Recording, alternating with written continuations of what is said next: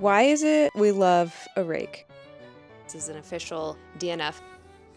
Might be a little too heady for me today.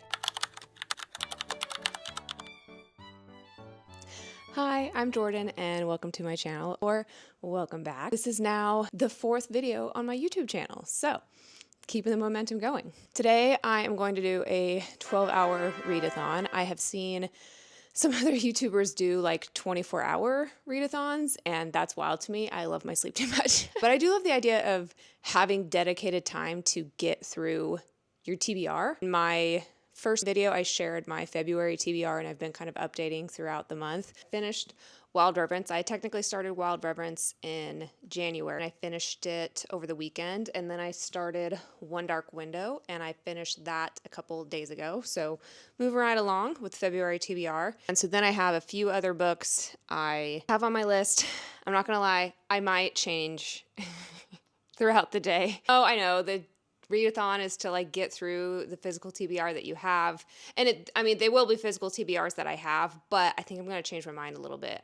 I think the ones that I picked for the month aren't quite doing it for me. Even started No End House by Jeremy Bates. We're going to have to lay this one to rest. This is an official DNF as of last night. To be fair, horror is not my typical genre. This was an ARC. It was a free book that I got from my local bookstore. Like, it was one of the sales, or if you spend so much, you get a free ARC. I can tell it's free. The writing is... it's the dialogue. The dialogue's really choppy and forced. I have to lay this one to rest. DNF, unfortunately. But I gave it a try. I might actually gift it to my brother, which sounds like a bad gift because I didn't like it. But horror is his genre, so maybe he will get more into it. I think I got maybe like 70 some pages into it, and it's about a 300-page book. Almost thought, I was like, maybe I'll just finish it because it's not very long, but why would I when there's so many other great books to read? Last night I started The Mountain in the Sea by Ray Naylor. I think this is going to be a really beautiful, fascinating book. Might be a little too heady for me today. I was wanting to go full cozy vibes, reading in bed all day, having snacks, and like this one, I think, and it's not huge, but it is about 450 pages. I just think I want to get through some more like fantasy kind of books today. So I also have The River Has Roots by Amal El Motar. It was the book club book that I am hosting at the end of February. The book itself is only like 100 pages. So this will be a really quick one. I wanted to save this one till closer to the book club, like a good day to do it on the readathon. So I have that one, and then I also picked up Tusk Love by Thea Guanzin when we went on our road trip. So that was the most recent video, so check that one out. We did a weekend road trip, camping and some van life and lots of book browsing. This was one of them that I picked up, and so I think I'm going to start this one today because it's Valentine's Day, so a nice little fantasy romance sounds good. I'm going to at least work on these two to get me started. I also downloaded an audiobook, Shield of Sparrows. I do always go on about a mile, W-A-L-K, with my dog each day. So while we're on our W-A-L-K, I'll have an audiobook to listen to as well. So that's not exactly following the readathon just because it's not any of the physical TBR books that I have. But I tried to get at least one of the books that I do own on audiobook, and none of them were available from my library. So at least not right now. I'm going to start with these two and then move on to The Mountain in the Sea. Come back to it. I'm literally like maybe 10 pages in at this point. Definitely not fantasy. Bit of a sci-fi, near future thriller as it calls it. So I am really excited to get back to this one for my third book after I get through both of these two today. And who knows, maybe I'll add another one because again, this is such a short one. Finish that one pretty quick probably. And then Tusk Love is a critical role book. I don't know what critical role means. The bookseller was very excited about it. And so I believe they said if you have 1,000 hours of your life to devote, you can really get into critical role. This book, inside of the dust cover, an additional illustration. Let's get to reading. I got my timer set here. Coffee, of course, and I have some water. That's it. Let's get to reading.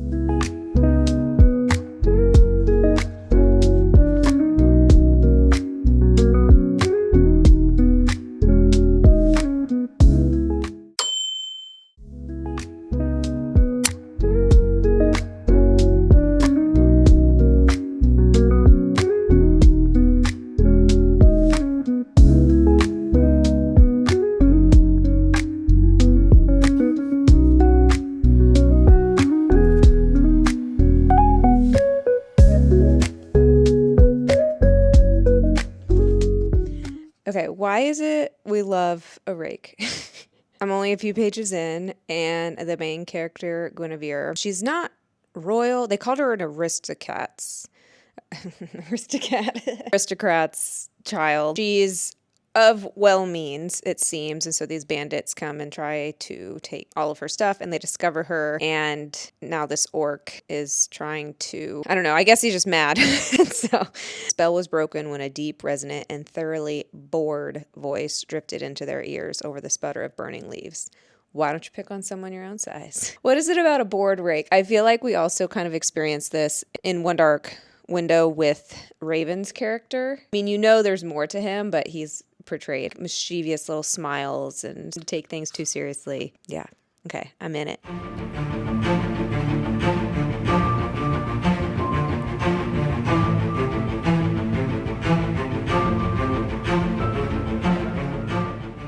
About an hour in at this point, 40 pages into Tusk Love. Really enjoying it. Fun, medieval banter. Usually do read for about an hour in the morning when I'm having my breakfast and coffee. I'm like, wow, I have 11 more hours. Just keep on reading. This is really nice. I have some clients that I do copywriting and social media management for.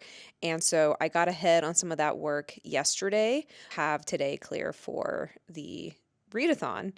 And highly recommend. Really cozy. Probably get a snack here pretty soon because what is life without snacks? And yeah, just gonna keep on reading.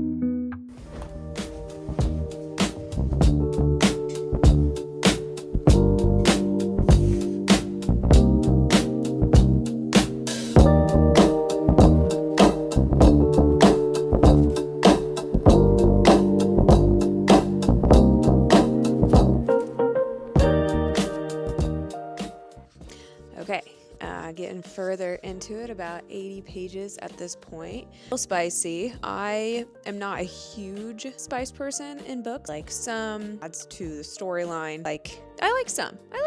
Yeah, just not a ton. Guinevere and Oscar, who's the half orc, is escorting her to where she is to be.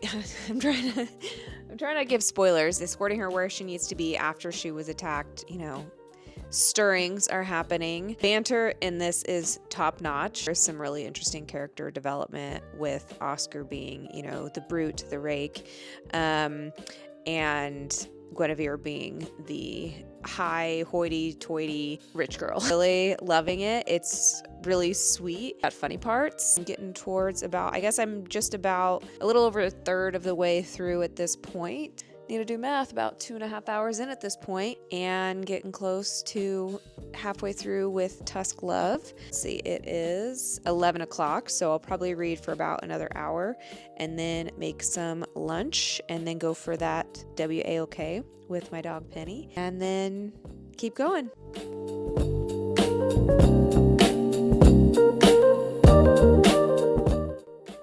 I've talked before on my channel about how much I love habits and making them work better for me and my life. A couple of those habits are around lunchtime because I eat the same thing for breakfast and lunch every day. Sometimes when I'm traveling, it might look a little different, but since we travel in our van, I usually bring the same stuff to have on the road. And I know others might find it boring, but I found that when I don't have to worry about what to eat for breakfast and lunch every day, those are just two less decisions I don't have to make since they've already been made for me. Bypass me. so I can focus more on my work and creative projects for the day. I've been vegan for almost 10 years, so I keep it simple with potatoes, broccoli, and tofu, all drowning in delicious nutritional yeast for lunch. And for breakfast, I have overnight oats with blueberries. To help out next morning Jordan, because I am decidedly not a morning person, I have a habit stack I've created for myself, which is that while I make my lunch, I also make my breakfast. So while my tofu and broccoli are air frying, I make my overnight oats for the next day. It's simple, delicious food that I genuinely look forward to every day. So comment below if you have a fave breakfast or lunch you typically go to keep your days easier.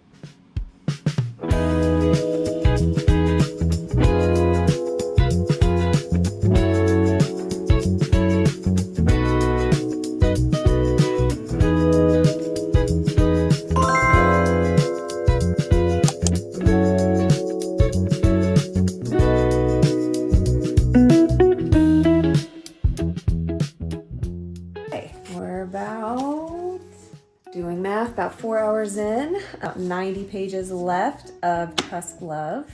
It's so cute. I love it. There's intrigue, there's battling, there's banter. It's definitely gotten a little bit spicier in a good way. I'm really enjoying it.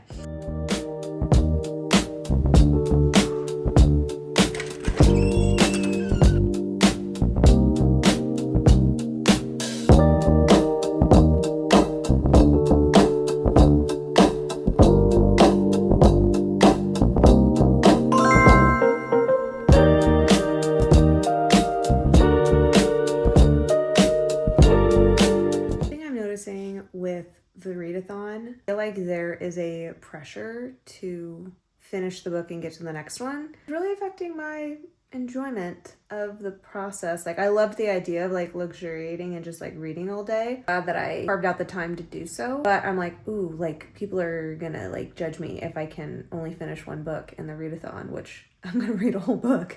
I'm expecting to get to the third one and I might not, and that's okay. Like, that's better than not reading at all, right?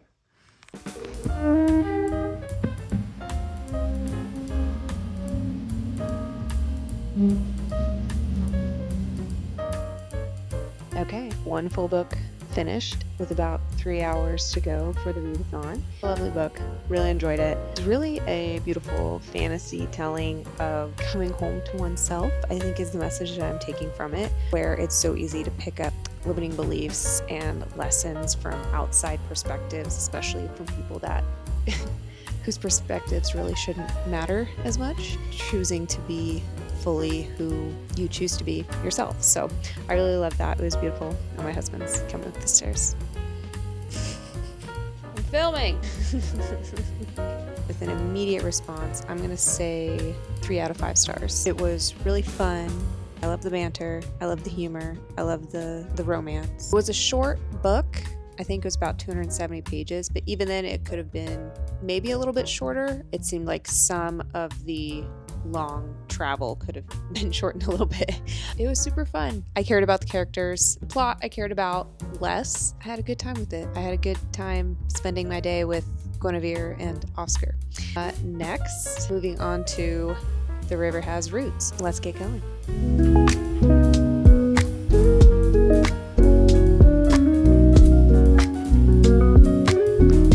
Okay, page 1, and it's already got these beautiful illustrations.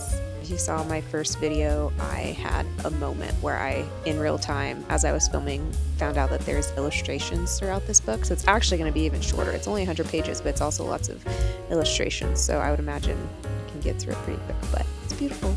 I don't want to get through it too quick though, because I want to actually appreciate the artwork throughout it as well.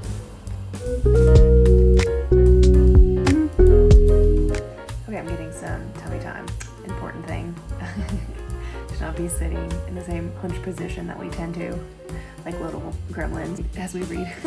I'm getting some tummy time to relieve my lower back. So far, loving The River Has Roots. One of the first lines in the book is, "The riverless runs north to south and its waters brim with grammar." Children mudding over their school books today think little of grammar. Grammar is tedious, difficult, slow. And then goes on to say, that is not the truth of grammar. There was a time when grammar was wild, when it shifted shapes and unleashed new forms out of old grammar, like grimoire or grimoire, What is magic but a change in the world? What is conjugation but a transformation one thing into another? She runs, she ran, she will run again. And I love it so much. I'm also a poet. I write poetry, and this is very poetic, lyrical language, and I love it.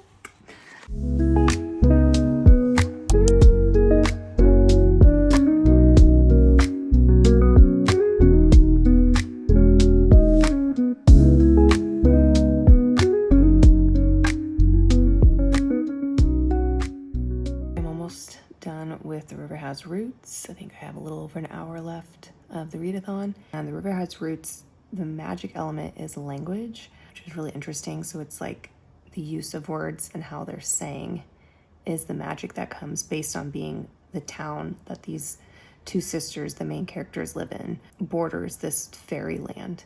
And it's almost like the magic kind of seeps through the river that goes in between these two lands. I was even looking at some of the authors that are on the back of the book, and there are some of my favorite like lyrical writers. Alex E. Harrow, The 10,000 Doors of January is my favorite book of all time. And there's also a few others that I was like, oh, it makes sense. T. Kingfisher is back there and several others. And so it makes sense.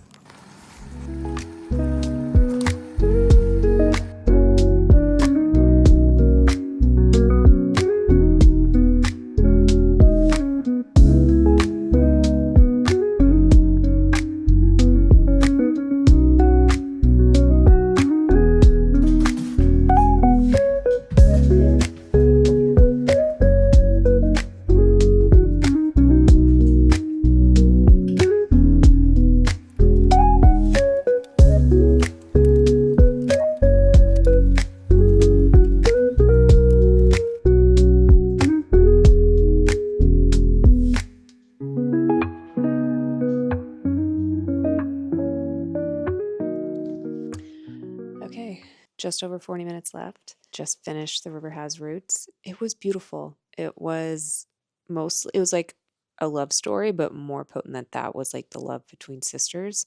It made me want to text my sister. It read like lyrical poetry to me. It was absolutely stunning. Man, I'm going to say 3 out of 5. One, because it was so short. It was almost like the world building needed a little bit more time to fully make sense, because I love a magical element in a fantasy book that like it makes sense, that like, you know, you can, if you're like presented with like this is what happened, like, oh, this is why, because that's how the magic works. But it also, like, maybe I'll say, because I don't want to say quite 4, but I also, yeah, I'm gonna say 3 out of 5. I feel good about that. It was just a lovely book, a short read. It's also just, the cover is stunning. Really glad I read it. And back in college, I was in an advanced grammar class, and we all got shirts that said "I love grammar," but as like a dissected sentence. I loved all of the grammar references in it and how like language was the element of magic. Very cool. Okay, with exactly 40 minutes to go, I'm going to keep moving forward with The Mountain and the Sea. I started it last night. I read the first chapter. Yep, I read just the first chapter, the first 12 pages, and that's what I'll finish out the readathon with.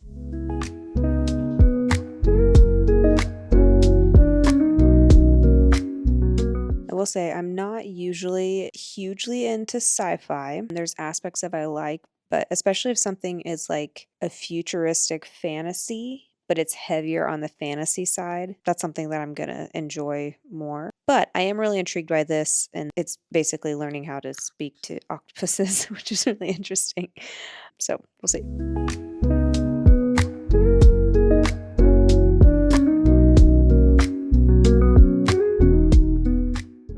Minutes left, and I've read a few more chapters of The Mountain and the Sea. It's giving Westworld. There are very timely for all the conversations around AI, what that can mean for the future, and especially, you know, artificial life. I'm really interested so far. It took me a little bit to get into it. I think what it is about sci-fi books is like, there's usually like really long like acronyms and stuff that you're supposed to remember, and like all these really like, convoluted titles of new countries that have been invented, which I guess you could say the same about fantasy too. There's always like wild names that are created that I never totally know how to actually pronounce. But for whatever reason, sci-fi I have a little harder getting into at first, but now I'm into it. I'm into it.